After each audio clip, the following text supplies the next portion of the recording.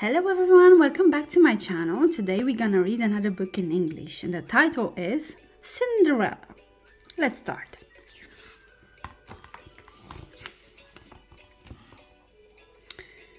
Once upon a time, there was a little girl called Cinderella. Her mother was dead and she lived with her father and two stepsisters. Cinderella's stepsisters were fair of face, but because they were bad-tempered and unkind, their faces grew to look ugly. They were jealous of Cinderella because she was a lovely child, and so they were often unkind to her.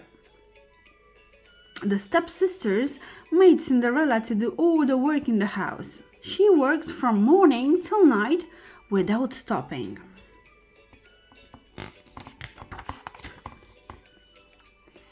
Cinderella not only did all the housework, but she also helped her sisters to dress. She cleaned their shoes, brushed their hair, tied their ribbons, and fastened their buckles. The sisters had many fine clothes, but all Cinderella had was an old dress and a pair of wooden shoes. After she had worked until she was very weary, Cinderella had no bed to go to. She had to sleep by the hearth in the cinders. That was why her stepsisters called her Cinderella, and that was why she always looked dusty and dirty.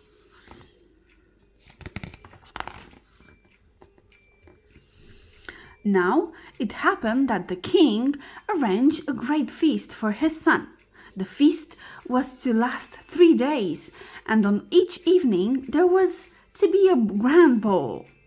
All the beautiful young girls in the country were invited in order that the prince might choose himself a bride. Cinderella's stepsisters were invited to the feast. Cinderella was not invited. Everyone thought that she was her sister's maid. On the evening of the first ball, Cinderella had to help her sisters to get dressed. Cinderella thought of how she would like to go to the ball, and tears began to run down her face.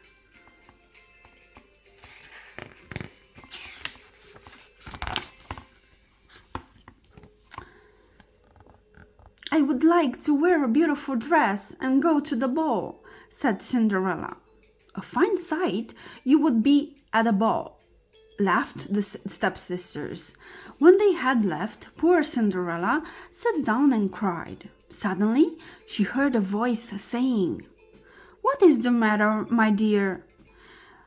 There stood her fairy godmother, smiling kindly at her. "I would like to go to the ball," said Cinderella. "And you shall, my dear," said her fairy godmother.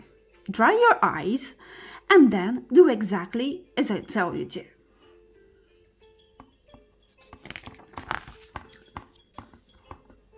"First, go into the garden and bring me to the biggest pumpkin you can find," said the fairy godmother. "Very well," said Cinderella, and she ran off to the garden.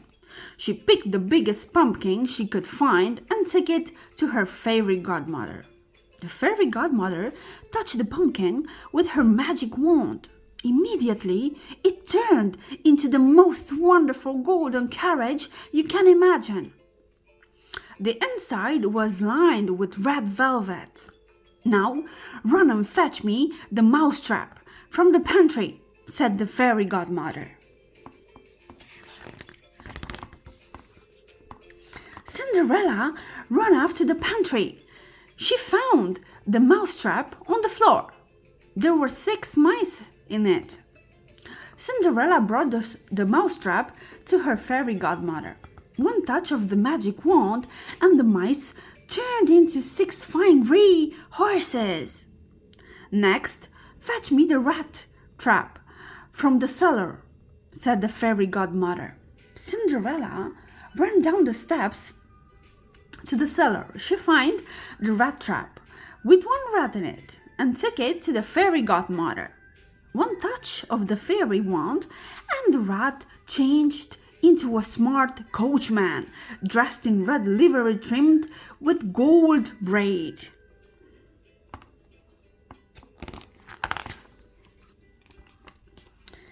Lastly, said Cinderella's fairy godmother, I want you to bring me the two lizards that are behind the cucumber frame at the bottom of the garden. Cinderella ran into the garden, and there she found two small lizards. Cinderella's fairy godmother touched the lizards with her fairy wand. They turned into two smart footmen. There was now a golden coach, lined with red velvet, drawn by 6 grey horses.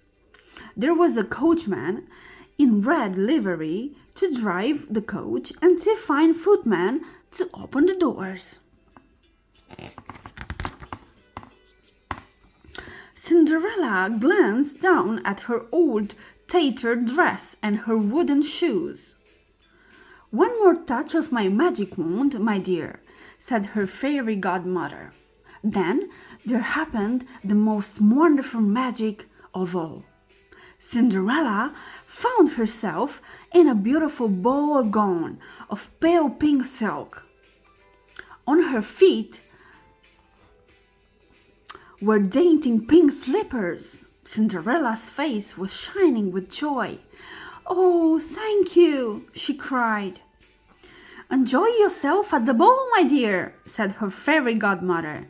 But remember, you must be home before the clock strikes midnight.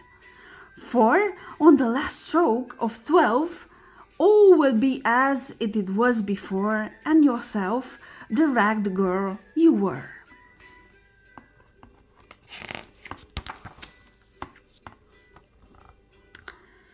The footman opened the door of the carriage. Cinderella sat down on the red velvet cushions, but they were off. Then they were off. When Cinderella arrived at the palace, she looked so beautiful that her sisters did not know her. The prince thought that he had never seen such a beautiful princess. He took her hand and danced with her all evening. He never let her out of his sight. Cinderella had never spent such a wonderful evening in her whole life. Yet she still remembered her fairy godmother's warning. At 11:45, Cinderella left the ballroom while the other guests were still dancing. Her carriage was waiting for her, and she was driven quickly home. She arrived at the door just as the clock was striking 12. On the last stroke of midnight, the coach became a pumpkin. The horses became mice, the coachman a rat, and the footman lizards. Cinderella's ball gown vanished, and she found herself once more in her old grey dress and wooden shoes. When her stepsisters returned home, they could talk about nothing but the beautiful princess at the ball. Cinderella listened but said nothing. On the second evening, the stepsisters went off to the ball, leaving Cinderella sitting by the fire.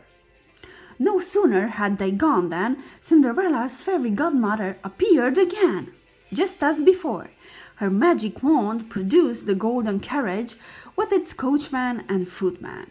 This time, Cinderella's ball gown was even more beautiful than on the first evening. It was made of pale blue satin with floating overskirts of pale blue net embroidered with silver thread. Her pale blue slippers were embroidered in silver. Once more, Cinderella's fairy godmother reminded her to be at home by midnight. When Cinderella arrived at the ball in her blue dress, everyone was astonished at her beauty. The prince had waited for her, and he instantly took her by the hand.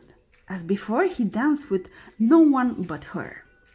Cinderella was so happy that she almost forgot that her fairy godmother had told her what had told her. Suddenly, it was 5 minutes to 12. She left the prince and hurried out of the ballroom as quickly as she could.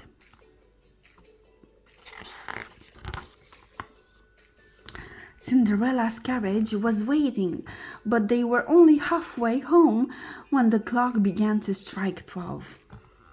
On the last stroke of midnight, Cinderella found herself in her all-grey dress and wooden shoes in the middle of the dark, lonely road.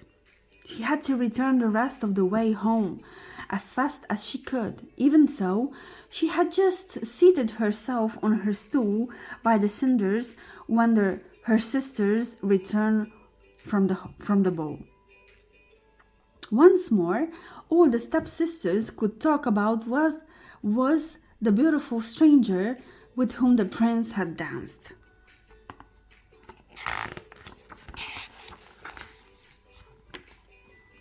On the evening of the third ball, Cinderella's fairy godmother appeared as soon as the stepsisters had left. When the fairy godmother touched her with the magic wand, Cinderella found herself in the most splendid and magnificent gown. It was made of silver and gold lace. On her feet were sparkling glass slippers. Cinderella was so delighted that she hardly knew how to thank her fairy godmother. "Enjoy yourself, my dear," said her fairy godmother, "but do not forget the time." When Cinderella arrived at the ball in her dress of silver and gold, she looked so magnificent and that everyone was speechless with astonishment. The prince danced with no one but Cinderella all evening. Cinderella was so happy that she forgot all about the time. Suddenly, the clock began to strike 12. Cinderella rushed out of the door in such a haste that she lost one of her slippers. The prince ran after her and saw the slipper. He picked it up.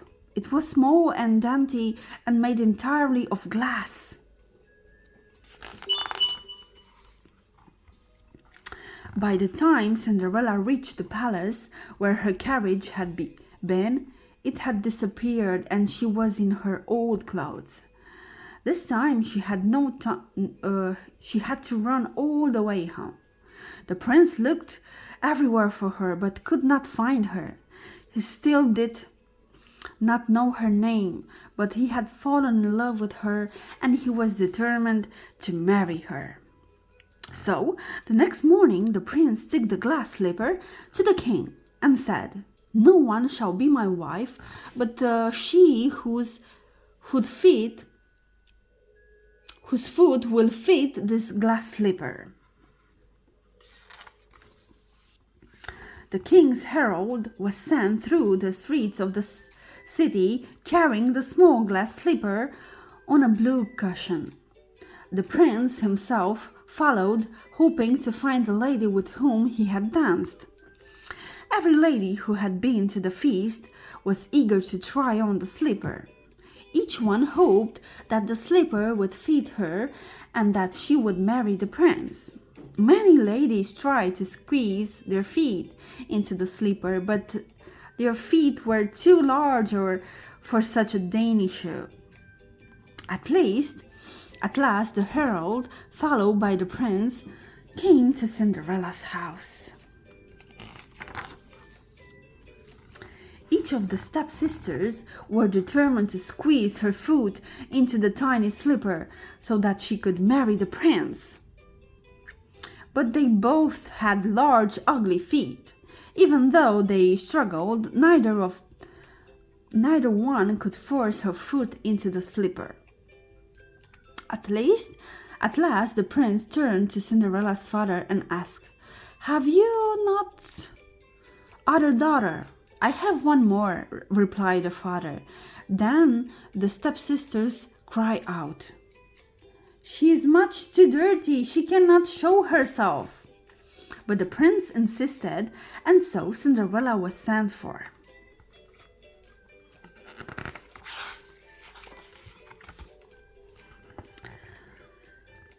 Cinderella seated herself on her stool, drew her foot out of her heavy wooden shoe, and put it into the slipper, which fitted like a glove.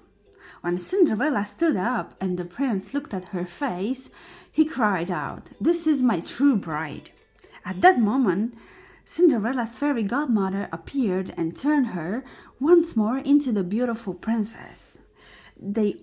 The old grey dress began a velvet one. Grown. The prince lifted Cinderella onto his horse and rode away with her.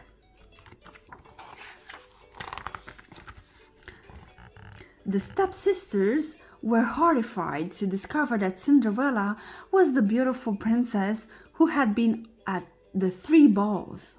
They were so angry that they were pale with rage.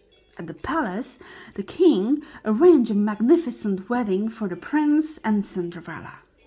All the kings and queens and princesses in the land came to the wedding. The wedding feast lasted the whole week.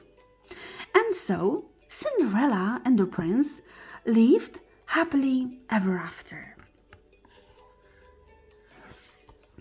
This is the end of our story. See you next time. Bye bye.